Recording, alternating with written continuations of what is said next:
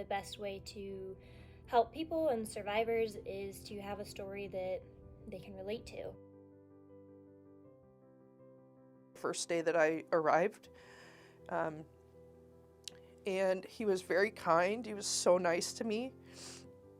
He was a retired senior chief who was then contracted with the Coast Guard. He was my father's age. I'm a survivor of multiple military sexual assaults. The very next thing that I remember is waking up to some random man sexually assaulting me in an apartment. Like, I don't know where I was. And I just remember laying there thinking, like, am I going to die?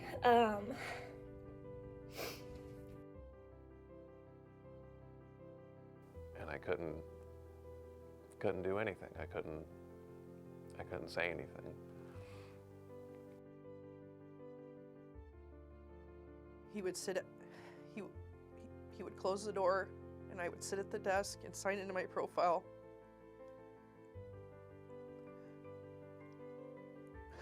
And as he was helping me, he would touch me.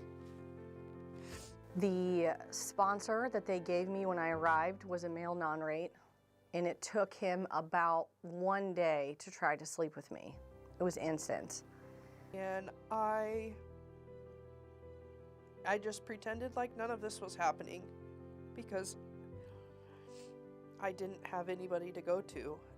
I went into the room to get the security plan, and the first class followed me in there and closed the door and proceeded to assault me. I was completely traumatized. I didn't say anything the rest of the day. And nobody reaches out.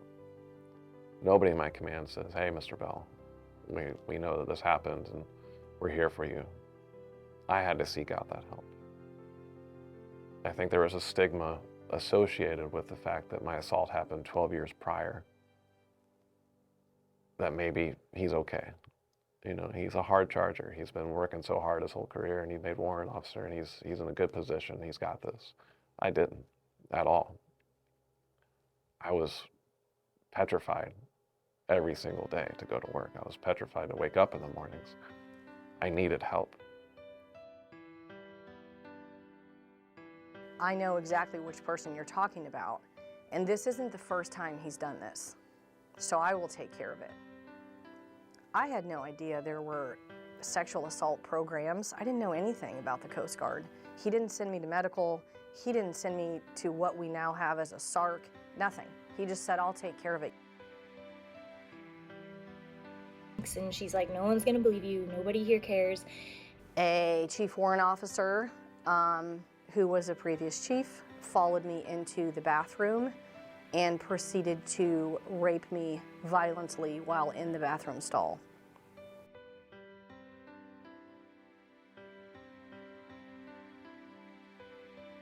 Maybe you should go to therapy. So I was like, man,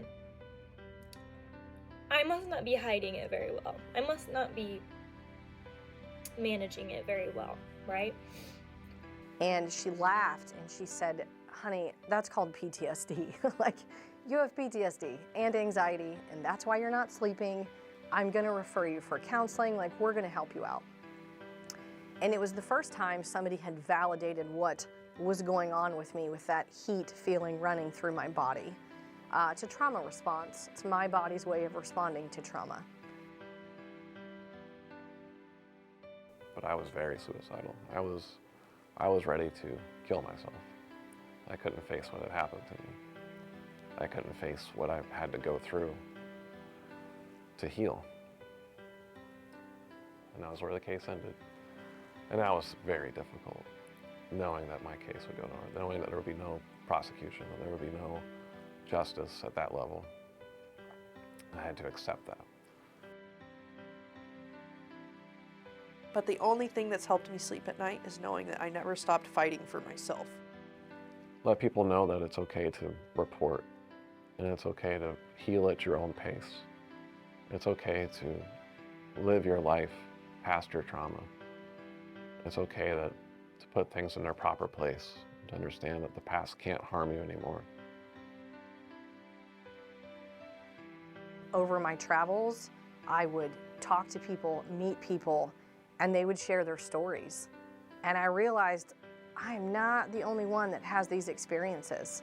Like how much of this underground network occurs.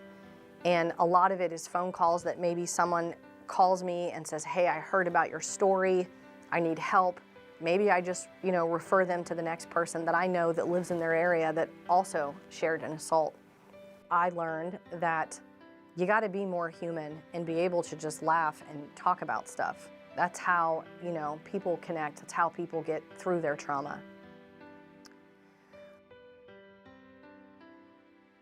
Sometimes, like, when you're overwhelmed, you just need to talk to somebody, and it's not a weakness, and it just because what you went through isn't as bad as what someone else has been through doesn't mean that it's any less traumatic or painful. We all have our own lived experience, and it's hard. And sometimes you just need to talk to somebody, and that's okay. That's what Making Master Chief is about, helping the people that will come along behind me and continue to change our culture.